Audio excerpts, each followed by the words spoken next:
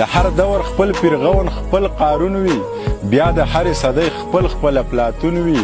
ګور پرتوګ اوږد کمیس ټوپک په غاړه ضروري نه ده چې دا سړی پښتون وي ډاډه راوغږېږه یاره په زړه زنګ مه پرېږده ډاډه راوغږېږه یاره په زړه زنګ مه پرېږده زه سترګې نه بدلوم خو ته دې دا خپل رنګ مه پرېږده تر دروازې ورسره لاړ شه د لاټین په رڼا په توره شپه داسې یوازې خپل ملنګ مه پرېږده